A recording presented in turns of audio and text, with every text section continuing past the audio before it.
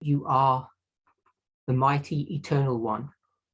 Mtakatifu Baba, tunatambua kwamba wewe, but we also understand that you are bound by law. Lakini vile vile tunaelewa kwamba wewe una sheria ambayo inakuongoza. We thank you that the laws that you bind us to, tunashukuru kwamba zile sheria ambazo umetuwekea, you have covenanted to honor and keep yourself. Tumekuwa katika agano kwamba tupate kuzitii sisi wenyewe. You told us umetuambia that whatever is bound upon earth is bound in heaven. Kwamba kile kimekubalika katika ulimwengu huu vile vile kimekubalika. And you told us vile vile umetuambia that as your will is done in heaven, vile uwezo wako unafanyika mbinguni, so may it be done here on earth. Vile vile upate kufanyika katika ulimwengu. In Jesus' name. Katika jina la Yesu Kristo. Amen. Amina.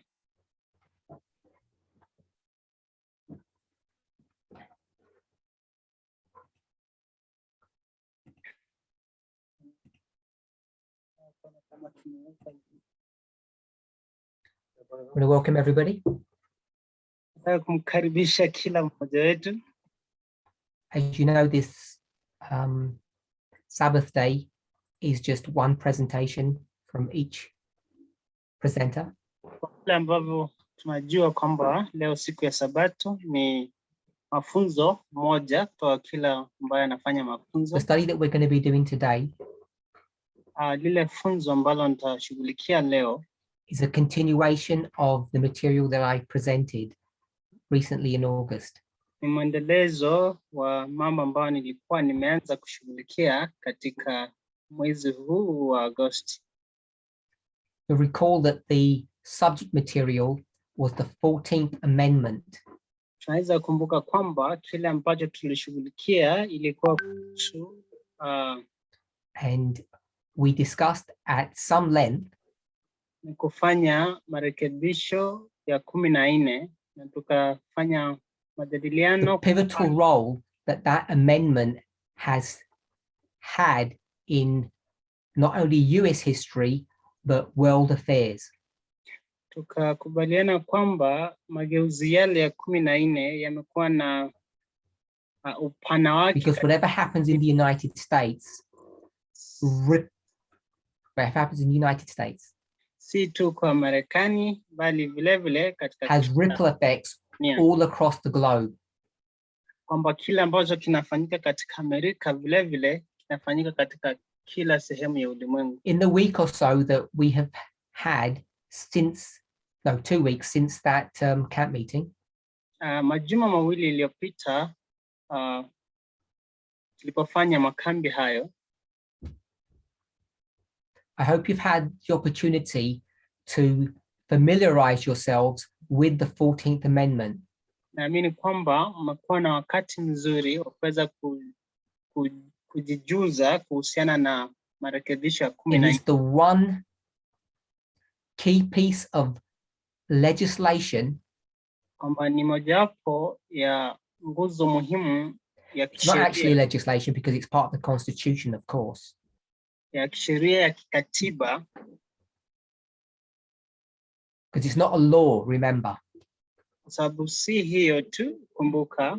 I'm not saying that this is the only piece of the Constitution that's going to be instrumental in end time history. Aseme kwamba ni hiyo tu ambayo itakuwa ni kipindi ama sehemu ya sheria ambayo itakuwa na. But it is, I'm suggesting, the central argument, the central issue. Lakini anajaribu kusema kwamba ni mojawapo ya nguzo ya marekebisho. The reason why I'm saying that's important kila sababu ambayo anasema kwamba ni ya muhimu is because only a few years ago, sababu ni miaka tu michache iliyopita, one of the hot topics in this movement was the Second Amendment.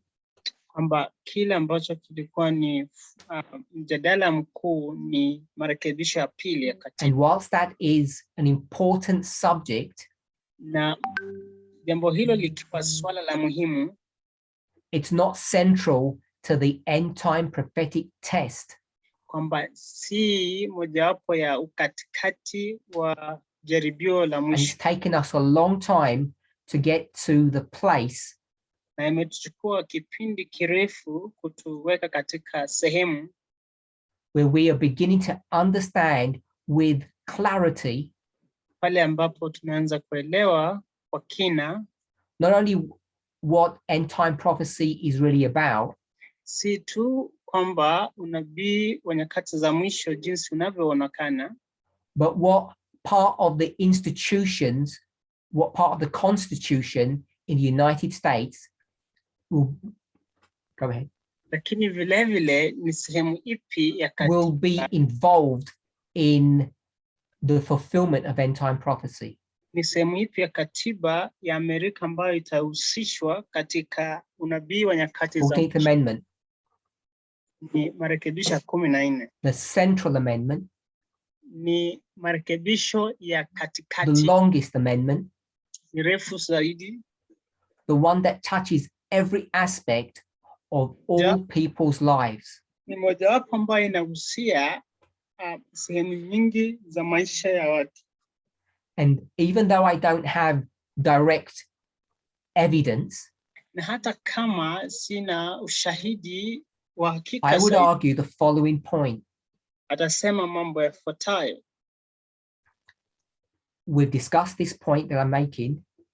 Tumejadiliana mambo haya ambayo nataka kuzungumzia. After the Second World War, Baada ya vita vya pili vya ulimwengu, when Eleanor Roosevelt wakati rais huyu Roosevelt had the idea of universal human rights, alikuwa na fikra kuhusu haki za binadamu, I believe a lot of her thoughts, the nebulous of her thoughts, were taken from the 14th Amendment. anafikiria kwamba umuhimu wa fikra zake zilipata kutolewa na It was an American that essentially brought together the Declaration of Human Rights. Kwamba ilipata kutolewa na marekebisho haya ya 14 na ni Amerika ambayo So what happens in America happens in the world. Na kutoka Amerika imeenezwa katika sehemu nyingi za ulimwengu. After discussing both the Declaration of Human Rights and the 14th Amendment, baada ya kujadili kuhusu kuwekwa huru ama wazi mambo ya kuhusu that's haki, going back a couple of camp meetings now, na mambo kuhusu marekebisho ya 14 pale iliyopita, last camp meeting in August makambi yaliyopita katika mwezi wa Agosti began to focus upon the rights and wrongs of Christian marriage. Tukaanza kuzungumzia uzuri ama ubaya uliopo katika ndoa ya Kikristo. Specifically, can people of a different sexual orientation marry?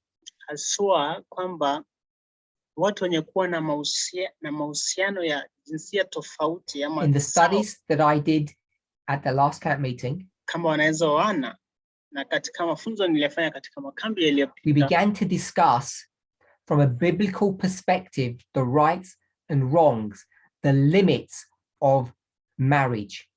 anza kujadili uzuri na ubaya na upana wa ndoa.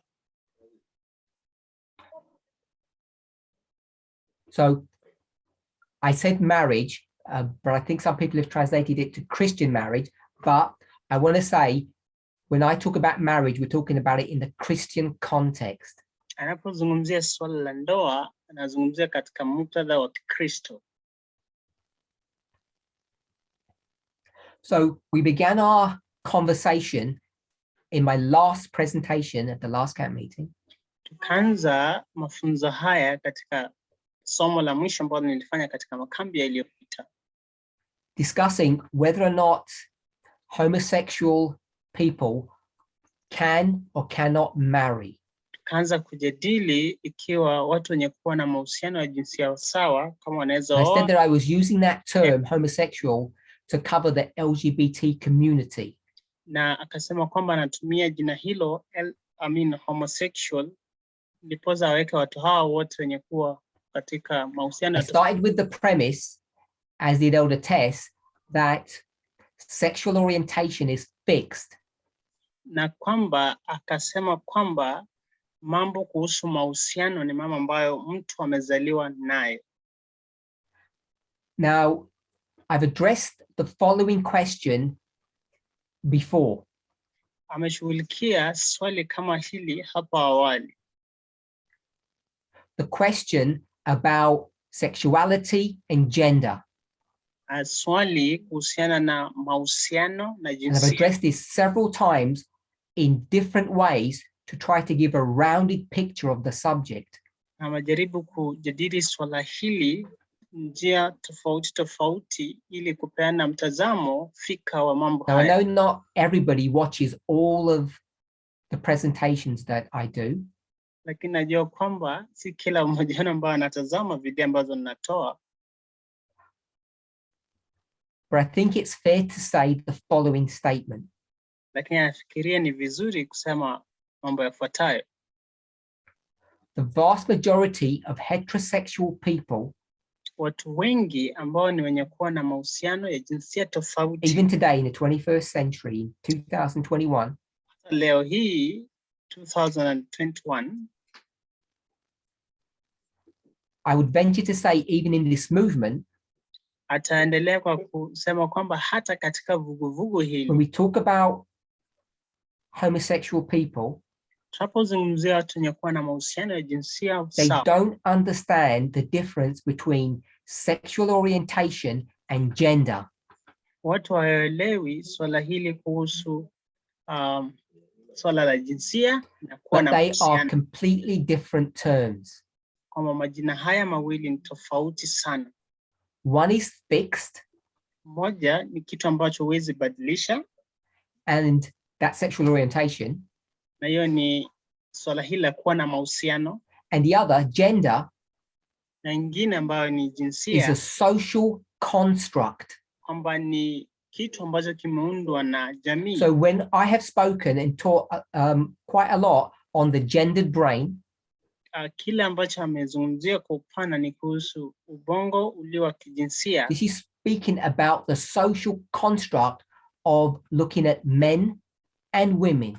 Hii ni kuzungumzia ile dhana ambayo jamii imeunda, ikiwa ni mwanamke, Because that's still how society sees human beings, in this bipolar way, male, female. kwa sababu kwa kawaida binadamu huangalia watu kwa mtazamo huu kuwili, kwamba ni So mwanamke. just because I use that terminology, I'm not trying to suggest that it's completely accurate, because it isn't.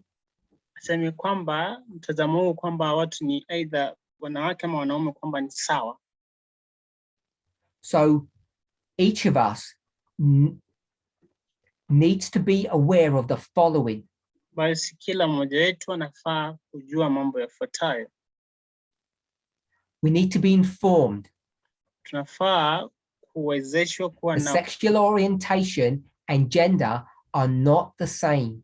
kwa mambo haya, kwamba kuwa na mahusiano na mambo ya kijinsia. I'm not saying there is not some overlap in certain areas. Asemi kwamba kuna kufanana fulani katika mambo fulani ama sehemu fulani ya maneno haya mawili. But we need to work with simple and understandable definitions. Lakini tunafaa kufanya kazi na maana ambazo ni rahisi kwa kila mmoja. Which is the joy and the purity of parable teaching. Ambayo ni furaha na usafi wa mbinu hii ya And if you stick to that methodology, anapozungumzia mbinu ya kimethali, it helps us to remain clear and focused on the real issues. Hii ya kimethali inatusaidia kubaki katika mambo ambayo ni ya... So I want us to be clear that gender and sexual orientation are not the same things. Basi ataweka mambo haya wazi kwamba mambo kuhusu jinsia na uhusiano si sawa. If you're not clear on that, please speak to your Bible workers or local leadership to get clarification on that. kama hauelewi mambo hayo, na kusihi kwamba uzungumzie wale wafanyakazi wa Biblia ama the local leadership wa kusaidia kuelewa mambo hayo. We've only begun to scratch the surface to demonstrate that sexual orientation is fixed. Tumeanza tu kwa kifupi kwanza kushughulikia swala hili, ndipo tuonyeshe kwamba mambo kuhusu mahusiano ni mambo ambayo hayawezi badilika. Let's be clear on the consequence of that statement. Hebu na tuelewe kila ambacho kitatukia The kutokana na ramifications of a statement like that are far-reaching. kwamba matukio ya kauli kama hiyo ni makubwa. Years ago, Miaka mingi I iliyopita, was teaching, and I'm not saying I'm the only one, the following truth, the following doctrine. alikuwa anafunza kweli ufuatao, Sin is a choice. kwamba dhambi ni uchaguzi, Sinful nature is not a choice. kwamba kuwa na mwili wa kutenda dhambi ama wa kidhambi. You need to go back to 2017 and watch the series on the introduction of the nature of man to see those arguments being developed. Rudi mwaka wa 2017 upate kuelewa mafunzo kuhusu the nature of man, jinsia ya binadamu. Let's summarize. Tufanye mtasari. Gender and sexual orientation are not the same thing.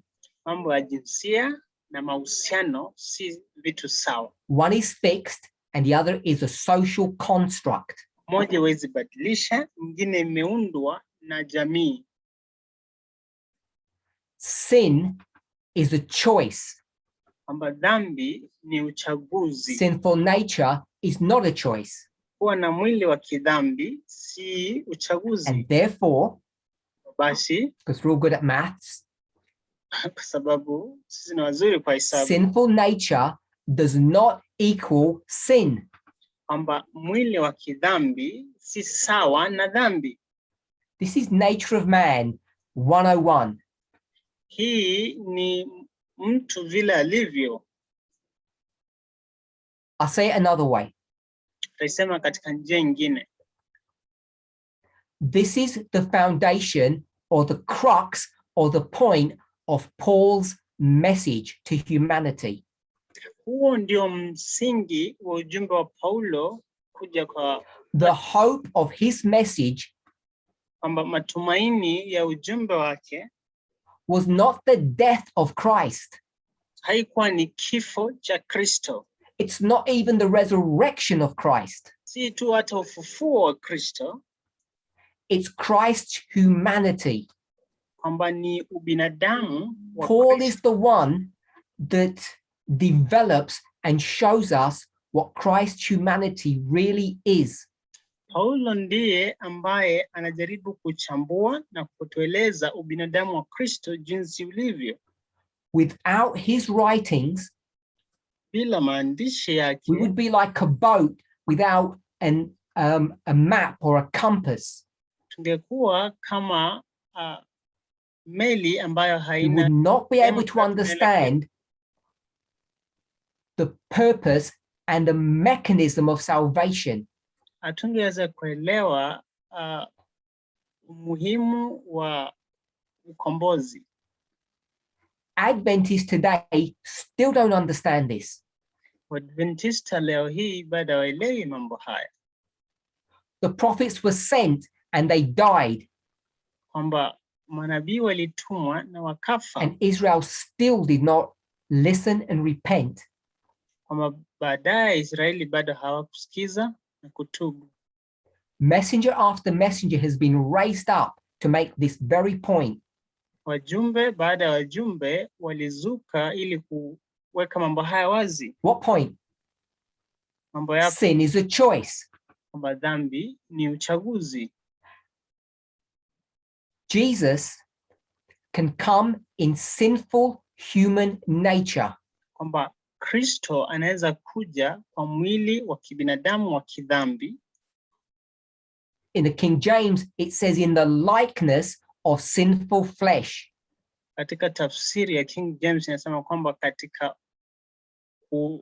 And only, binadamu, and only fools try to mess around with those words. na ni wajinga tu ambao wanajaribu kuchanganya mambo hayo. And I've met plenty of them in this movement. Nakutana na wengi wao katika vuguvugu. Only a fool will mess around with the word likeness. Ni mjinga tu ambaye atajaribu kuchanganya neno hili likeness. Be clear. Kufanana. When the King James says likeness, it means identical, the same thing. King James tafsiri hii inaposema jina hili likeness ama kufanana, it does not mean similar. Haimaanishi kwamba. That's why Jesus could come in sinful flesh. Ndio maana Kristo angekuja katika mwili wa kidhambi and not sin. Na vile vile asifanye dhambi. In fact, it was necessary for him to come in that flesh. Kwamba ilikuwa ni lazima akuje katika mwili huo wa kidhambi. In fact, unless he had come before Adam and Eve sinned, he didn't have a choice. Labda kama angekuja kabla ya kufanya dhambi kwa Adamu na Hawa, lakini baadaye hakuwa na opening prayer, uchaguzi. Katika maombi yetu ya kufungua, when we spoke to our holy God, tulipozungumzia Mungu wetu mtakatifu, God reminded us, Mungu alitukumbusha through that prayer, kupitia that God is bound by the same laws that we are bound by. Kwamba Mungu amejikita katika sheria zile zile ambazo sisi tumekita. I want to make one point to put in your minds. Na ataongezea jambo moja kuweka katika fikra zetu. Fix it there like a nail in a sure place. Iweke hapo kama msumari ambao umewekwa katika sehemu iliyofika. The sixth commandment. Ni if you cannot murder, kama hutaua, God, with God's sovereign will, kwamba Mungu na ule uungu wake, his reign over the whole universe, kwamba yeye ni mtawala wa ulimwengu wote, God cannot murder either. Kwamba Mungu vile vile hawezi ua. If God could murder, kwamba kama Mungu ataua ama angeua, so could you. Vile vile wewe. As God's will is in heaven, so let it be here on earth. Vile ambavyo mapenzi ya Mungu yako mbinguni, jinsi hiyo hiyo ilivyo katika. Don't be fooled into the arguments. Usiingie katika mjadala. When people say God can do anything because God's the boss. Kwa sababu mjadala ambao watu wanasema kwamba Mungu anaweza fanya chochote kwa sababu yeye ni mtawala. Not only is that a lie, si kwamba tu jambo hilo ni uongo. It's not based upon any methodology. Jambo hilo msingi wake si. And worse, it's a weak argument. Na kwamba baya zaidi ni kwamba ni mjadala. So hafifu. The point I just made is not germane to this study, but it's important for you to remember. Ile kauli ambayo nimepeana si muhimu sana katika funzo hili, lakini muhimu kwenu kukumbuka. The sixth commandment. Kwamba amri ya sita. If you cannot murder, God cannot murder. Hawezi ua, vile vile Mungu hawezi. So, basi, we've spoken about sin. Tumezungumzia kuhusu dhambi. Sinful nature. Mwili wa kidhambi. The incarnation. Ule Kristo. Sin is a choice. Dhambi kuwa. Sexual orientation is not a choice. Mambo kuhusu mahusiano si uchaguzi. Now, if we were going to do a math lesson, na tutafanya funzo la hisabati hapa kama hesabu. This would be set theory. Hii inafaa kuwa branch of mathematics. Ni ile sehemu ya hesabu ambayo ni ya set. When you do overlapping circles and you see which bits are common. Duara fulani ambazo zina. The summary of all of that is the following. kwamba muhtasari wa mambo hayo yote ni ifuatayo. If you can prove, Kwamba kama unaweza you can dhihirisha, demonstrate kama unaweza onyesha that being heterosexual is a choice, kwamba kama kuwa wenye kuwa na mahusiano tofauti ni which you can't, uchaguzi ambao unaweza, let's be clear, you cannot demonstrate that. tuwe hapa vizuri kwamba uwezi onyesha jambo It's a force of nature that rises up from your loins. kwamba ni nguvu ya kiasili ambayo inazuka kutokana na, I say that figuratively. amesema mambo hayo. And if that's the truth, and it is, Kama huo ni ukweli na ndivyo ilivyo, then homosexuality is not a choice. basi kuwa na mahusiano ya jinsia If you sawa, are heterosexual, wewe ni wenye kuwa it's na not a mahusiano sin to tofauti, sleep with a woman if you're a man. kwamba si dhambi kulala mwanamke kama wewe ni mwanaume. It's natural. Ni jambo Now, la, there are some rules and conditions. hata kama kuna We're not sheria, talking about that. si kila ambacho But we anazungumzia, know it's not a choice. lakini kila ambacho anasema kwamba And si therefore, homosexuality is not a choice. kwamba kuwa na mahusiano na mtu wa jinsia And tofauti si therefore, it uchaguzi, cannot be sin. na hivyo basi hawezi kuwa dhambi.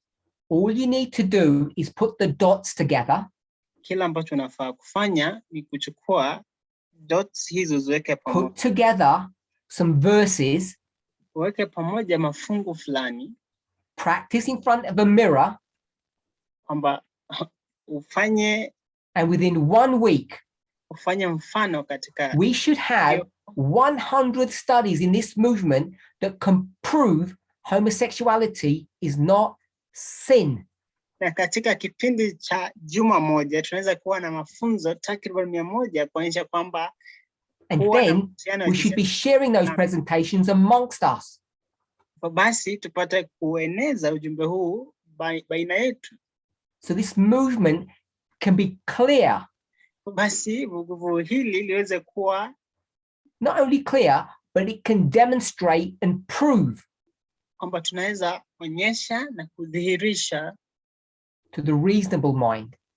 kwa wale ambao wanaweza And kufikiria, reasonable mind equals Levite. na wale ambao wanafikiria ni sawa na Walawi. That homosexuality is not a sin. Homosexuality cannot be a sin by biblical definitions. Kwamba kuwa na mahusiano ya jinsia sawa si dhambi na haiwezi kuwa dhambi kulingana na We Biblia. could end the study there. Tunaweza malizia mafunzo hapa. We would not need to look at the 3 verses and the 3 verses. Hatutahitaji kuangalia katika mafungu fulani matatu na mengine 3 in matatu, the old, 3 in the new. 3 katika Agano la Kale, 3 katika Agano Jipya. In English, there's a term, you put the cart before the horse. I don't know if that makes sense. Katika Kiingereza kuna huu msemo kwamba utaweka That's what people do. hicho ndicho ambacho watu It's hufanya. called the art of debate, art of debating. Inaitwa ni nguzo ya kufanya We don't mjadala. use the word debate. We use what word? Hatusemi kuhusu debate hapa, tunazungumza Rhetoric, of course. Good. We've already studied rhetoric. tushazungumzia mambo kuhusu So- maswali ya balagha. If you want to win the argument, Kama unataka kuwa mshindi katika mjadala, you have to be a skilled orator. lazima ukuwe mtu ambaye In anazungumza the vizuri, Bible, you'd be a paid lawyer. ama ukuwe That's wakili what we mzuri. need to know. We need to know how to develop these arguments. Tunafaa kujua jinsi ambavyo tunaunda mjadala huu ama mambo It's haya. not what you say, Si kila ambacho unasema, it's the way you say it. ni jinsi ambavyo unakisema. So you do not want to approach this discussion because people will pressure you into to prove the 6 quotes. Basi ukiingia katika mjadala huu, watu watakuwekea uzito fulani ndipo upate kudhihirisha They kutokana want to take you to Sodom and Gomorrah, they always want to take you there. Si tu kwamba watakuchukua katika Sodom na Gomora, watakuchukua katika hadithi hiyo. And when you throw that out, Kirusha hadithi hiyo nje, they go to the jewel in their crown, Romans 1. hivyo basi wataenda katika maandishi ya Paulo Warumi kwanza. What you have to remember, this is not a discussion about truth. Kila ambacho unafaa ukumbuke, huu si mjadala kuhusu ukweli. This is the art of debate. Kwamba hii ni njia ama mbinu ya kufanya mjadala. We, mimi, sisi, have spent many hours thinking about how to develop these arguments. Kwamba nimechukua masaa mingi kujaribu kufikiria jinsi ya kukuza mjadala how to show the truth of God. Lazima aonyeshe ukweli wa Mungu. And not as others turn it into a lie. Si kama wengine ambao wanabadilisha kuwa uongo. So me, have chosen not to go to the 6 verses to begin with. Basi mimi ama sisi nimechagua kwamba sitaenda katika mafungu haya sita. To do so, you'll get stuck in the mire, in the mud. Kwamba utakwama katika uchafu ama katika uchafu. In the last camp meeting, we spoke about kissing. Katika makambi yaliyopita tulizungumzia kuhusu busu ama kubusu. We need to keep it simple. Tunafaa kuifanya ikuwe rahisi. Sorry, I hope the translators all got that. Maybe they didn't. Thank you.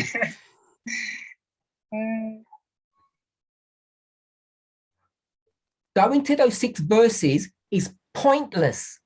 Kwenda katika mafungu hayo sita hayasaidii. You won't. Sorry, it's pointless.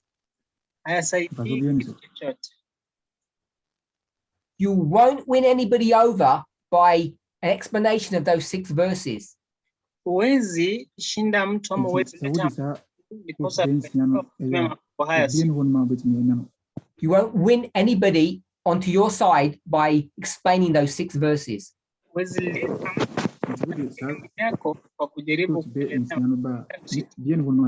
Virtually every woman who leaves this movement doesn't say, oh, I'm going to keep on wearing trousers. Hata sema kwamba au nitaendelea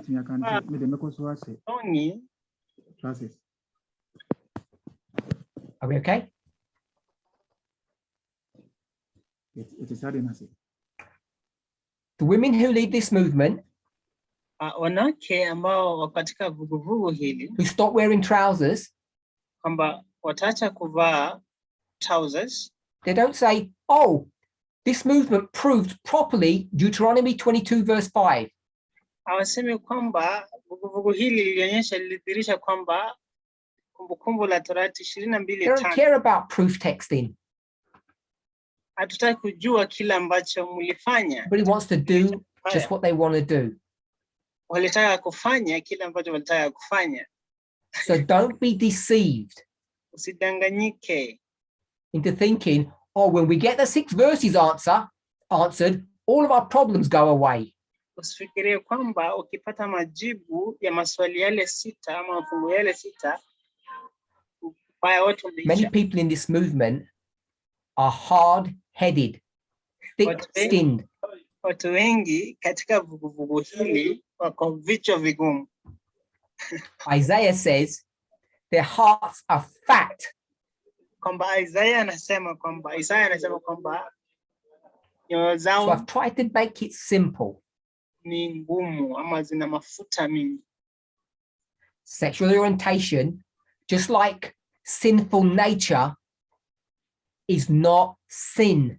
Ameweka mambo haya kwa kiurahisi kwamba mambo kuhusiana na mahusiano kama vile mwili wa heterosexual nature, like sinful nature, is not sin.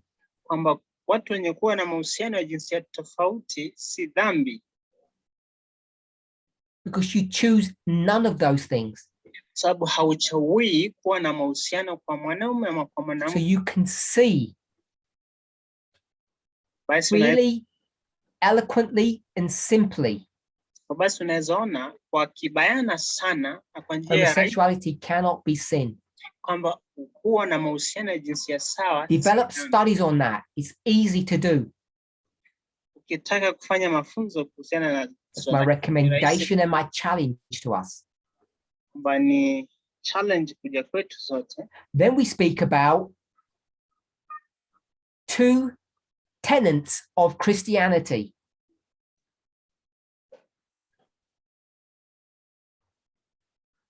A tenet is a teaching.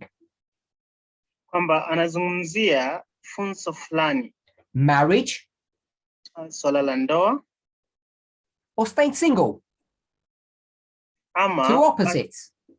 kuwa kapera. So I said staying single, and I know in some language it's going to say the same thing, but staying single means being celibate. Anamaanisha kwamba kuwa bila kuoa inamaanisha ni kuwa Compare and mseja, contrast. hajaoa. Lifelong marriage, lifelong celibacy. Kwamba ni maisha na ndoa ama maisha ya bila kuoa. So we began to discuss this subject. Tulianza kujadili swala hili, Let's keep it simple. tuifanye kuwe rahisi. You have to choose one or the other. Kwamba lazima tuchague moja ama nyingine. And when I mean choose, I mean the following. Na anaposema kuchagua anamaanisha yafuatayo: Choose which one you will change. chagua kile ambacho utabadilisha. Will you change the definition of celibacy, or will you change, we'll call it the terms of marriage?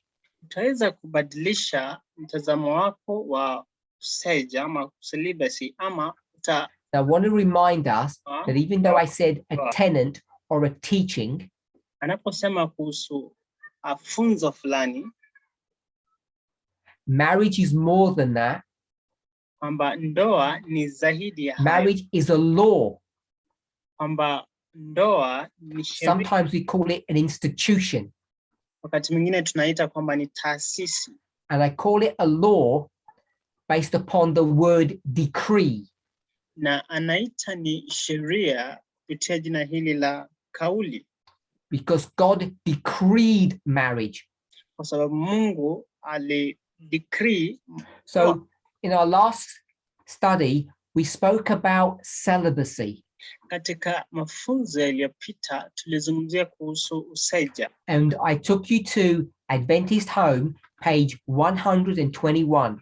Na akaweza kutuchukua katika kitabu cha Adventist Home, ukurasa huu ambao amesema. And we discussed there. Na tukapata kujadili hapo. We're not going to read it for the translator, so it's okay. Hatutasoma mambo hayo. We discussed there the following point. Tukafanya kujadili mambo yafuatayo. I'm just going to read the title. Atasoma. Jesus did not enforce celibacy. Kwamba Kristo hakulazimisha useja. Which means it's a choice. Ambayo inamaanisha kwamba ni uchaguzi. And if Jesus doesn't force anyone into celibacy, na if kwamba Kristo hakuweza kulazimisha mtu yote katika useja, that means we shouldn't force them either. Hivyo inamaanisha kwamba hatufai kulazimisha vile vile. And let's not be clever. Tusipate kuwa werevu. Force comes in many shapes and sizes. Mambo kuhusu kulazimisha inakuja katika njia tofauti tofauti. Ask any abused wife. Uliza mwanamke yote ambaye when their husband will claim, I never ever struck her. Amekuwa abused katika ndoa yake. Mwanaume atasema kwamba mimi. Abuse comes in many shapes and forms. Abuse inakuja katika njia tofauti tofauti. And emotional pressure, emotional blackmail is one of the worst forms of force. Na kule kuwekewa ama kulazimishwa ama kudhalilishwa kwa kifikra ni mojawapo ya kudhalilishwa kubaya zaidi. I want to read from Adventist Home. I've changed my mind. It's 121 paragraph 2. Basi atasoma kutoka Adventist Home kurasa 121 aya ya pili. It's on the Zoom forum. Iko katika kikundi. We're going to just apply a really simple compare and contrast. Atafanya kufananisha na kutofautisha kwa urahisi sana. Remember, Kumbuka, virtually all of inspiration are sexist documents. Kumbuka kwamba mambo haya yote weje ni Biblia, maroho ya nabii, ni mambo ambayo yanabagua mwanamke. Jesus did not enforce celibacy on any class of man. Kwamba Kristo hakulazimisha useja kwa mwanaume yeyote. When Ellen White says man, she meant man. Yeyote anaposema kuhusu mwanaume anamaanisha mwanaume. So the various classes of men, rich, poor, different nationalities, Jesus never forced anybody. Matabaka mbalimbali ya wanaume, wenye pesa, wenye kuwa wasiokuwa na pesa, watu wa tabaka mbalimbali. Then she explains what that means. Basi anaeleza kila ambacho jambo hilo linamaanisha. Why he didn't. Mbona hakuwalazimisha? What would have been the ramifications if he had? Ni matukio yapi yangekuwa angeweza Next sentence. Anasema, I'm going to say the first few words of what she says, and I'm going to restate them in my words. Ataenda kupena paraphrase ya sentences. He came not. Hakuja. My words. Maneno yake If sasa. he had forced celibacy, ikiwa angeweza kulazimisha he would have destroyed marriage. Angeweza kuharibu swala la ndoa. You force celibacy, you destroy marriage. Kilazimisha useja, umeharibu swala la ndoa. And if you do it in one circumstance, it has ripple effects in other areas. Na ukifanya katika tukio moja, basi inahatarisha sehemu zote za ndoa. You can't play around with the law in one area and don't think it's going to affect it somewhere else. Huwezi chezea sheria katika sehemu moja na ufikiri kwamba haitaathiri sehemu zingine zote.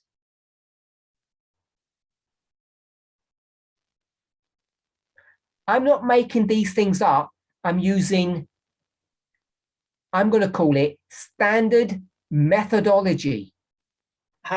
Afanyi mambo haya yeye mwenyewe, lakini anajaribu kutumia mbinu iliyokubalika. You force celibacy on a certain class of people, certain class of men here. Utaweza kulazimisha useja katika tabaka fulani ya wanaume hapa. You will destroy marriage somewhere else. Kwamba utapata kuharibu ndoa sehemu nyingine. You can't compartmentalize them. Huwezi leta mambo haya pamoja. You can't enforce celibacy on a race like, say, Indian people. Huwezi lazimisha useja kwa mfano kwa watu fulani, wa tabaka fulani. And think that you're going to maintain the sanctity of marriage amongst white people. Na ufikirie kwamba utawezesha kurejesha usafi wa ndoa katika watu wa. It can't work that way. Haiwezi fanya kazi hivi. So I want to labor on this point. Basi atafanya kazi katika jambo hili. If you force celibacy upon anyone, you destroy the doctrine, the law of marriage. Ikiwa utalazimisha useja katika tabaka lolote wanaume, and it's not just destroyed for that person or group of people that have celibacy forced on them. Utaharibu misingi yote ya ndoa. You destroy the sanctity of marriage for everybody. Utaharibu misingi yote ya maana usafi wote wa ndoa kwa kila mtu. In the words of the French. In the words of the French. Na katika maneno ya Wafaransa. All for one and one for all. kwamba wote kwa mmoja, mmoja kwa wote. That makes sense to somebody. Okay, so Jesus did not want to destroy marriage. When he came to earth, one of his objectives was what?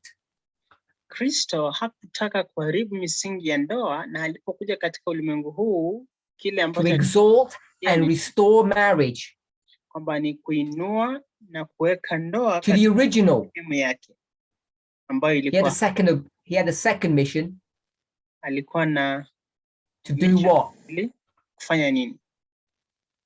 To restore the Sabbath. Kwamba kurejesha So Sabato. that's why he has so many fights about the Sabbath and so many fights about marriage. Ndio maana alikuwa na vita vingi kuhusu mambo ya Sabato, kuhusu mambo ya ndoa. Shouldn't surprise us. Last sentence. Jesus loves looking at happy families.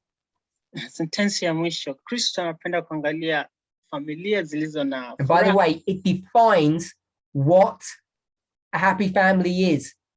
Na hata hivyo inatuambia ni familia iliyo na furaha inaonekanaje. What makes a happy family is unselfish love. Muundo wa familia iliyo na furaha ni kule kutokuwa na ubinafsi. Okay, so let me summarize what this paragraph says, so we're clear. Tafanya mtasari wa kile ambacho nukuu hii inasema.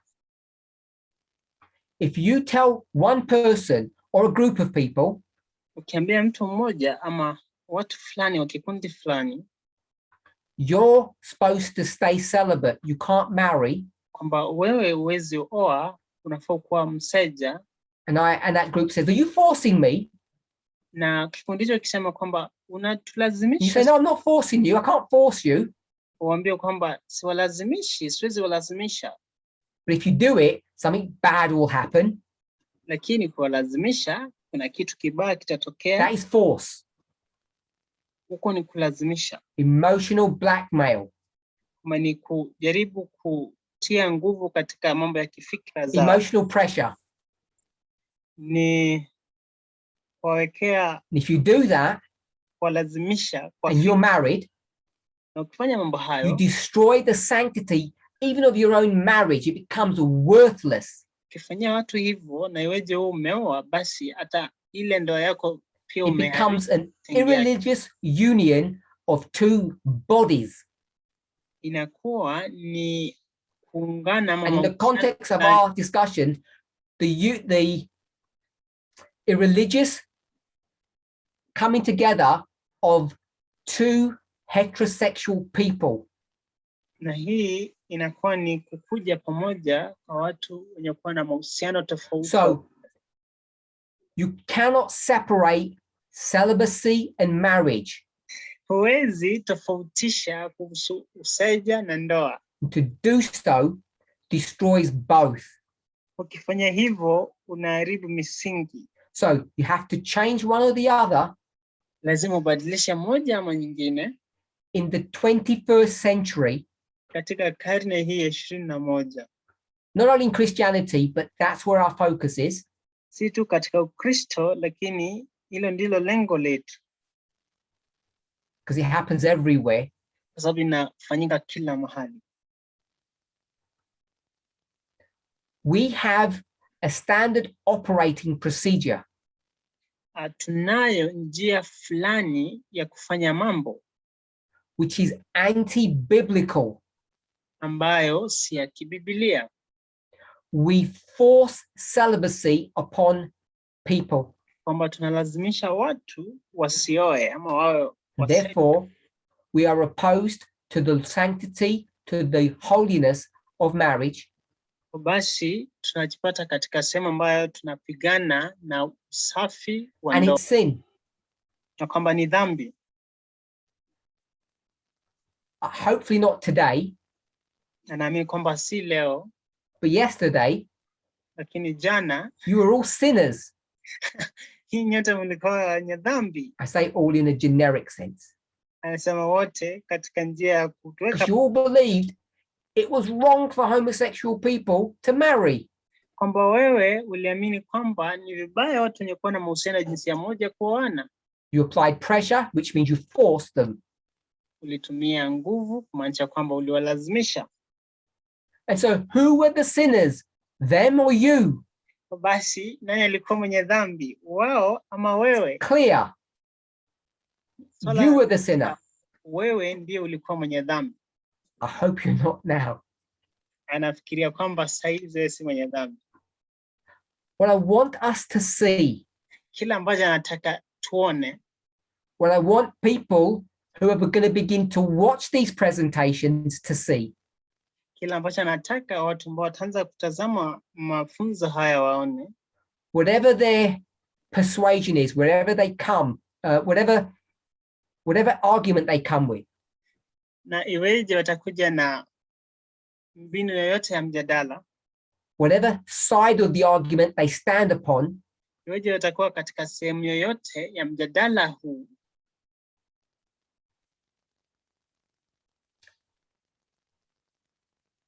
the proof of these issues comes easily. kwamba kuonyesha ama kudhihirisha mambo haya You don't have to work hard at it. Hufai kufanya kazi ngumu ili kuonyesha And mambo. you'll find this truth everywhere you look. Na ukweli huu unaupata katika kila sehemu ambayo unaangalia. Start going into obscure passages, even the spirit of prophecy or the Bible.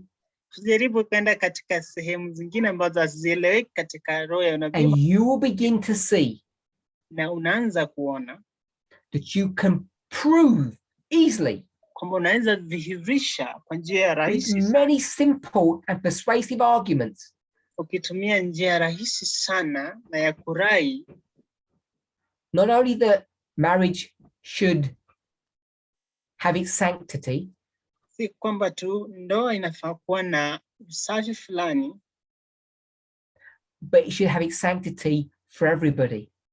lakini kwamba inafaa kuwa ni swala la which means that marriage for homosexual people, usafi kwa kila mmoja wetu, ambayo inamaanisha kwamba vile vile ndoa LGBTQ people, kuwa na mahusiano ya jinsia sawa, is not only acceptable, si tu it's haikubaliki, not like we have some right to make it acceptable.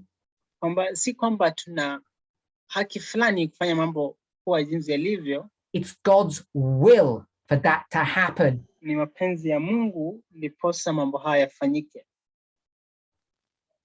Now you remember we spoke about Matthew chapter 19 last time. Tulizungumzia kuhusu Mathayo 19. And this chapter is about marriage. Na sura hii ni kuhusiana na ndoa. Many issues connected to marriage. Na masuala mengi ambayo yanahusiana na ndoa.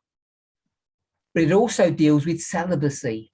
Lakini vile vile inahusiana na swala la useja. Doesn't use the word celibacy, it talks about eunuchs.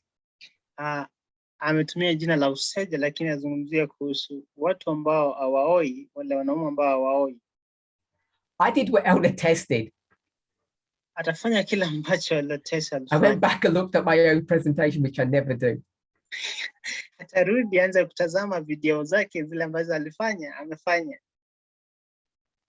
And one of the things that kept on coming up over and over again in my thinking, na kile kitu kimoja ambacho kilishinda kimerudia mara kwa mara, was how all of these inspired statements ni vile ambavyo mafungu hayo yote talking about men.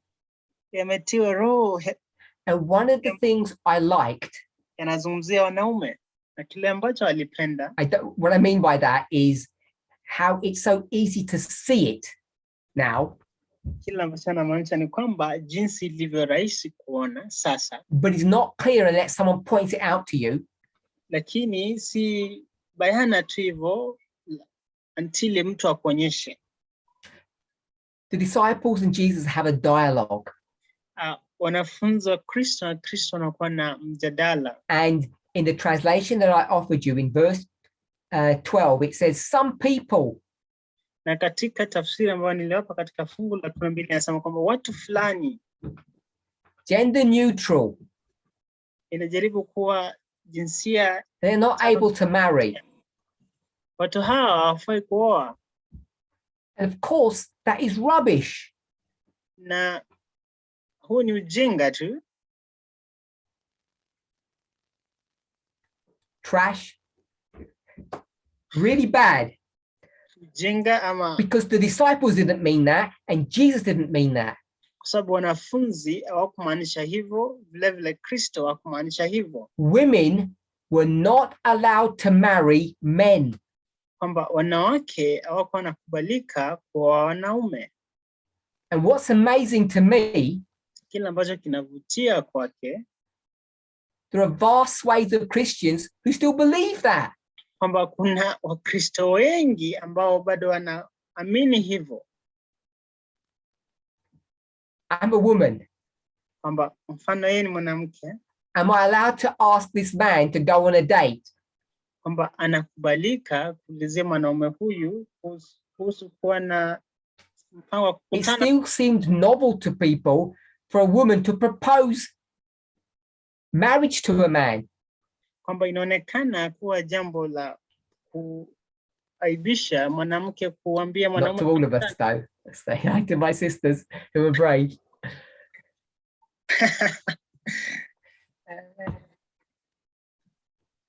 Did you translate that? No.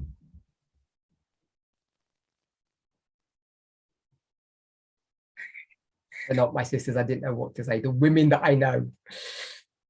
Azungumzii hawa wanadada The point I'm making is the following. Kila ambacho anasema ni ifuatayo. According to the Bible, Kulingana na I would Biblia, argue according to spirit prophecy, ama anasema kulingana na roho ya unabii, only men are allowed to do the marrying. Women can't. kwamba ni wanaume tu wanafaa kuoa, wanawake hawafai. So all of these passages are dealing with the rights of men. Mafungu haya yote yanajaribu kuzungumzia na haki ya And wanaume. if you don't understand that, you won't understand the point that's being made. Na kama hutaelewa hivyo, basi hutaelewa kile ambacho mafungu haya yanakusudia kusema. Who can be a eunuch? Ni nani anaweza kuwa mseja? Men or women? Kama yule ambaye hawezi oa, mwanamke au Or both? mwanamke? Of course, the simple answer is only men can be eunuchs, not women. Basi jibu sahihi ni kwamba ni mwanaume tu ambaye anaweza kuwa asioe.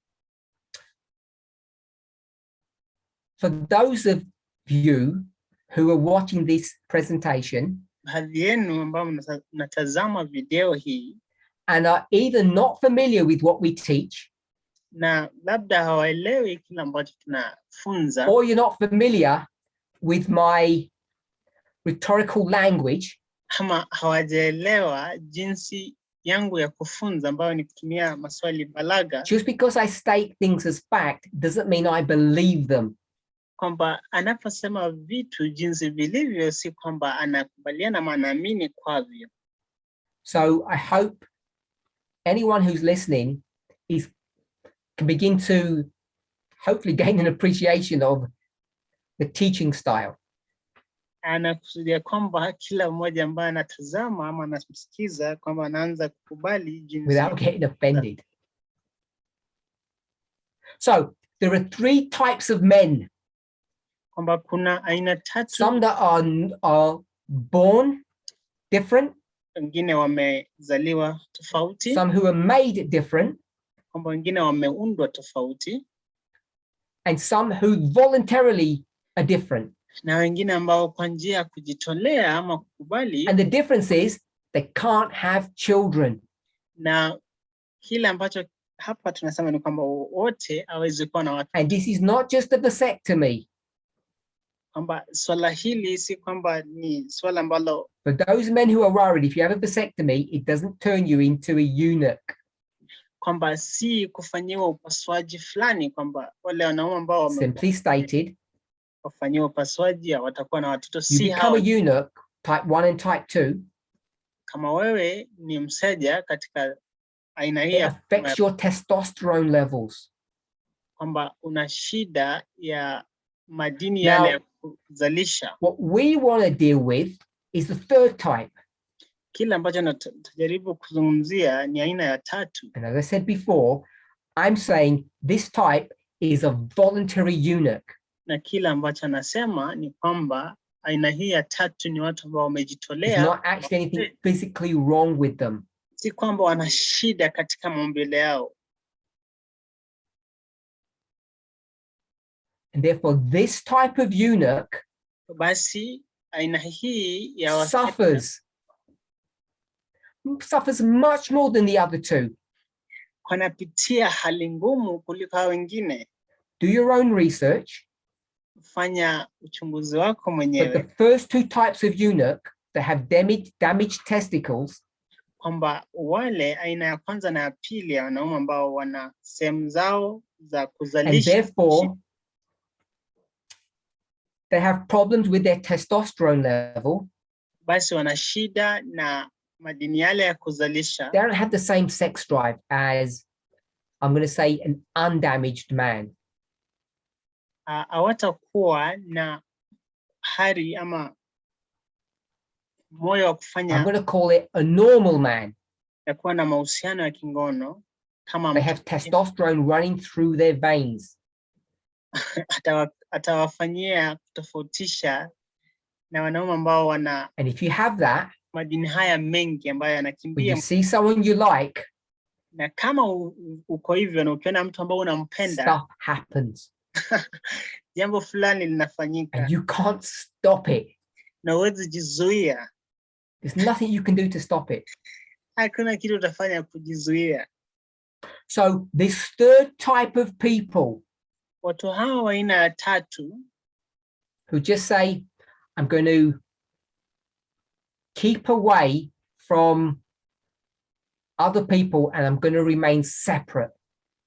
ambao husema kwamba nitajitenga kando kutoka watu wengine, They suffer a lot. kwamba wanapitia hali ngumu. It's a difficult way to live. Ni njia tete ya kuishi. Now, we don't want to have prophets fight against one another. Na hatutaki tufanye manabii hawa wapigane mmoja na mwingine. Type 1 and 2 are lifelong. Kwamba aina ya kwanza na ya pili ni wenye wataishi hivyo maisha yao yote. Type 3, Hao watatu, you can be celibate and then say, I've had enough. unaweza kuwa mseja ufikie mahali usema kwamba imetosha. That's why Jesus says the following. Ndio maana Kristo anasema yafuatayo. He that is able to receive it. Verse 12, the last part. Katika mstari wa 12 sehemu ya mwisho anasema kwamba yule ambaye uko tayari kupokea, Anyone who can accept this teaching should do so. yule ambaye atakubali funzo hili afanye hivyo. It's talking about the third group of eunuchs, not the first two. Inazungumzia aina ile ya tatu, si ya That's why I argue it's voluntary. Ndio maana anasema kwamba ni swala la kujitolea. Now, we're not going to read the verse because we're running out of time, but Paul, hatutasoma fungu, lakini Paulo, he's going to take this very subject. na atachukua funzo hili And what's he going to say? na aseme, You need to be really, really careful atasema kwamba unafaa uwe about this voluntary celibacy stuff. umakinike sana katika kukua huku kwa hiari kuwa mseja. Unfortunately, Paul is as sexist as the next person and he's going to only talk to men. Shida ni kwamba Paulo vilevile ni mtu ambaye anabaua wanawake, basi He says if you get these burning desires anasema kwamba kama una and mambo you can't contain yourself, ama hari ambayo inakuchoma na uwezi don't jizuia, be silly. usiwe mjinga. Stop your celibacy and go and marry. Achana na useja wako, enda ukaoe And relieve yourself. na upate kujipatia raha. So we addressed verse 9 in our previous presentation and I've addressed it again now. Tulishughulikia fungu la 9 na sitazungumzia sasa. And the point I want us to see, Na kila ambacho nataka muone, the only people who can be type 3 celibates or type 3 eunuchs wale tu watu ambao wanaweza kuwa katika aina ile ya tatu ya waseja are those who do it voluntarily, ni wale ambao wanaifanya kwa kukusudia, those who can handle it. wale ambao wanaweza ama fanya mambo hayo. Now, as I say, all of this discussion is about men. Na vile ambavyo alisema kwamba mjadala huu wote ni kuhusu But as soon as we take this idea of crushing your testicles out of the story. Tunapotoa mambo haya ya kujaribu. So if we take the idea of crushing your testicles outside of the story, tukitoa swala hili la kupasua makende yako katika hadithi hii, and the third definition is a man chooses not to have sex. Na aina ya tatu ya waseja ni kwamba mwanaume ameamua asifanye masuala ya ngono. What can we suddenly do? Ni nini ambacho tunaweza fanya sasa? Voila. We can now compare and contrast. Tunaweza sasa fanya kulinganisha na kutofautisha. Compare and contrast the men with whom? Tufanye kufananisha na kutofautisha mwanaume na nani? With the women. Na wanawake. So now women can choose to be celibate if they wanted to. Basi wanawake vile vile wanaweza chagua kuwa waseja kama the steps are easy to take. Kwamba hatua ni rahisi kuchukua. If you tread carefully. Kienda. So we've now taken a sexist verse. Basi tumechukua fungu ambalo linazungumzia set aside two types of eunuch that cannot change. Na tumetoa waseja wa aina mbili ambao hawezi badilika. Taken the third type of eunuch, which is the voluntary, we'll call it sacrifice. Tumechukua aina tatu ya waseja ambao ni waseja kwa hiari yao. And now, using parabolic technology, made that a non-gendered issue. Na sasa kwa kutumia mbinu ya kimethali tumefanya jambo hilo kuwa la jinsia zote. So now we can deal with both men and women. Sasa tunaweza jadili kuhusu wanawake na wanaume. So I'm hoping you see the steps that have been taken. Anakusudia kwamba kila mmoja wetu ameona hatua alizochukua. It's time to finish. Kipindi cha kumaliza sasa. And I wanted to spend more time on these passages that we've already discussed before. Nitaka kuchukua muda mwingi wa mafungo haya ambayo tushajadili hapa awali. Before discussing more extensively the scope of marriage. Kabla ya kuanza kujadili upana wa swala la ndoa. Because I wanted to show you something. Alitaka kutuonyesha kitu fulani. Not only is there a journey. Kwamba si tu kuna safari. This is a study that has a start and an end. Kwamba ni mafunzo ambayo yana mwanzo na mwisho.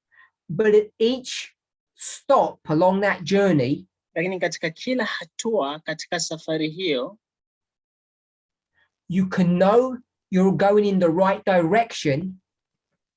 Unaweza jua kwamba unaenda katika, because there are clear signs katika njia sawa, sababu that say you're headed in the right way. Na hatua ambazo zitakuonyesha kwamba unaelekea palipo sawa. And what are those signs? Na signs hizo ni zipi? The proofs at each little stage that you know homosexual marriage is correct. Ni kule kudhihirisha katika kila hatua ya kuonyesha kwamba ndoa ya jinsia moja ni sawa. It's correct. It's approved of heaven. Kwamba imekubalika na mbingu. And if you wanted to, na kama ulikuwa unataka, you could take your rest at any point in this study. Unaweza chukua sehemu yoyote ama hatua yoyote katika safari hii ya funzo hii. And have possession of the truth and go no further. Na ukuwe na umiliki kweli huu na usiende mbali. So that's why I want to labor each point so that we know that this subject, our perspective of this subject is true. Ndio maana atajaribu kuzungumzia kila point hapa ndipo kila mtu ajue kwamba swala hili ni la kweli. Remember, we can only deal with voluntary celibacy. Kumbuka tunaweza tu shughulikia swala la kukuwa mseja kwa kukubali. Everyone has to accept this. Kila mmoja lazima akubali swala hili. And what I want to warn all of us, Atapeana onyo kwa kila mmoja wetu. we need to be clear and precise about our definitions of accepting. Tunafaa kuwa bayana kwa kile ambacho tunakubali. I'm an abused woman. Kwamba mwanamke ambaye and I'm not going to leave my abusive husband. Kama yeye amedhalilishwa na mwanamke na hataki kumwacha bwanake. And all my girlfriends think I'm mad. Anajua kwamba marafiki zake wanawake wanafikiria kwamba have I accepted this relationship? Mbona kubali mahusiano haya? No. This is not the same kind of acceptance as is being discussed here. Hapana, hakubaliani na mahusiano hayo. Mambo hayo when I have fear, hatuna woga. When I have millennia of social pressure bearing down upon me, anapokuwa na jamii kumwekea nguvu fulani ama uzito fulani kufanya mambo fulani, and I choose not to divorce my abusive husband, na anachagua kwamba hata mtalaki bwanake, there's no acceptance here. Si swala la kukubali hapa. This is force. Hili ni swala la kulazimisha. And we all need to be clear on that. Tunafaa kueleweka. This is talking about voluntary acceptance. Inazungumzia kukubali kwa kusudia. And there is no abused person that voluntarily accepts being abused. Na hakuna mtu ambaye amedhalilishwa kwa kukubali tu kwamba amekubali adhalilishwe. Somewhere in their story, katika, you can find the pressure point. Katika hadithi yake ya mtu huyo, sehemu fulani unaweza pata where they broke, una shida, where the abuser broke that person and crushed them. Na yule ambaye anamdhihaki na akapata. We all believe that a person's will can be crushed and destroyed. Kila mmoja anakubaliana kwamba ile hali ya mtu kukubali kufanya jambo inaweza haribiwa. And without will, there is no choice. Na kama hauna ile sehemu ya kufanya. So we really need to be clear when we discuss these terms. Nafaa kuwa bayana tunapozungumzia mambo haya. If I'm homosexual and I live in a Christian society, kama mimi ni mtu mwenye kuwa na mahusiano jinsia moja na ninakaa karibu na jamii that says if you marry, you won't go to heaven. Na wanasema kwamba ukioa hautaenda mbinguni. Worse, if I kiss a man, I won't go to heaven. Na wanasema kwamba ukibusu mwanaume hutaenda mbinguni. And then they say, alafu wanasema, we're not forcing you, do what you want. Wanasema kwamba hatukulazimishi, fanya kile ambacho unataka. So I don't know if we know what the word bait or dare means, but they dare me to do this. Hatujui kwamba, sijui kama mnajua maana ya majina haya mawili, lakini they bait me. Kea mtego fulani. Bait means set a trap. To persuade me. No, it doesn't mean that at all. Kuweka mtego fulani. They try to trick me. Wanajaribu kumwekea mtego fulani. I'm not silly. Yeye si mjinga. Even if they say you're free to do what you want, hata kama wanasema una uhuru wa kufanya kile ambacho I'm not free. Si kwamba I want eternal life. Ni swala la kuhusu. And all these Christians have told me what the terms and conditions are. Ni Wakristo hawa wamemwambia kile ambacho lazima ufanye. So I can't even kiss my boyfriend. Kwamba yeye hawezi mbusu, let alone marry him. Yake mwanaume. My free choice has been taken from me. Kwamba uchaguzi wake umechukuliwa. And we need to be really clear about that. Tunafaa kuwa bayana kwa mambo hayo. Especially when we consider the subject of abusive marriages, which is a serious issue in this movement. Aswa tunapoanza kuzungumzia swala kuhusu ndoa ambapo watu wanadhalilishwa. How the abusers make the victims think that it's all their own, it's their fault. Vile ambavyo wale ambao wanadhalilisha wengine wanafanya wale ambao wanadhalilishwa kufikiria kwamba Okay, so yao. I've basically discussed celibacy twice now. Amepata kujadili swala la useja mara mbili sasa. And the next time I present, na sehemu nyingine ambayo atafanya mjadala, Lord willing, wakikubali, we'll move on. Tendeleza. We'll move on to the subject of marriage.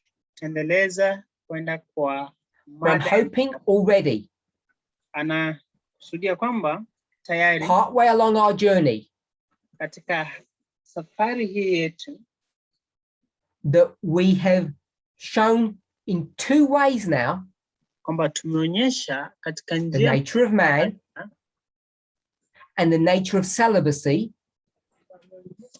swala hili kuhusiana that it na has to be right and proper.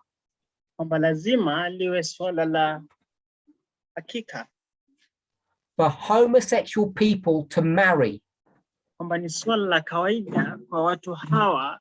This is not some great benevolent act that Elder Tess or myself have taken. Hii si hatua fulani ambayo mimi it's not something that we have given this movement or authorized this movement to do. ambacho tumeamua hili lifanye. Like yourselves, Kama nyinyi, we have just opened inspiration and discovered the truth. Fungua Biblia, roho ya unabii, ugundue ukweli. Ellen White might call it new light. Anaweza ita ukweli mpya.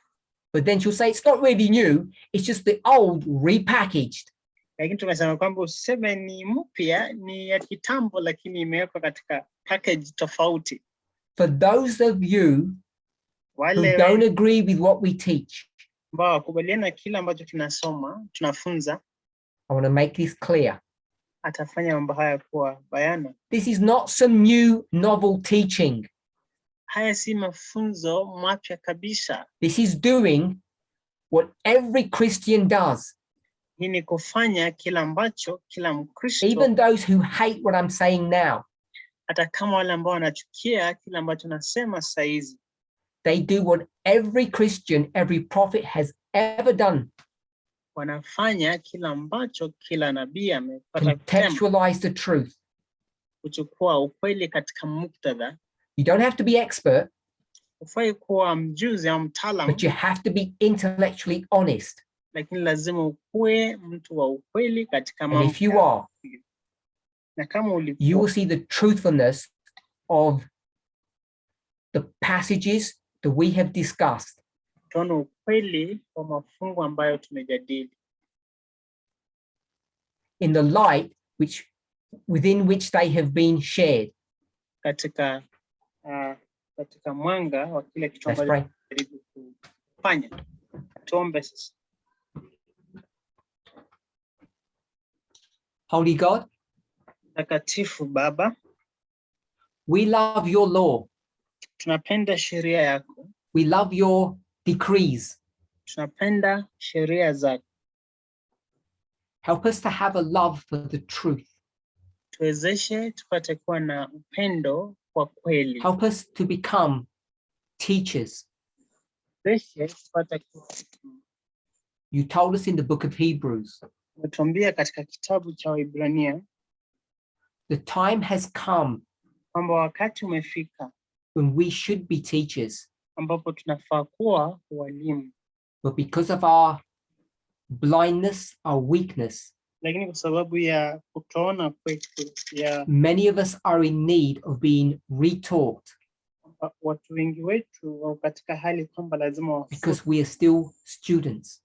Sababu bado tungali wanafunzi. Help us to take heed to the things that you are teaching us.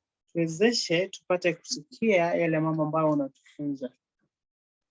Time is running short. Muda unayoyoma sasa. We have a few moments left. Tuna kipindi kifupi to get our house in order. Na anauliza mambo haya. before the storm breaks upon us. kabla tupate kuchukuliwa. In Jesus' name, amen. Kwa jina la Yesu Kristo, amina. Thank you.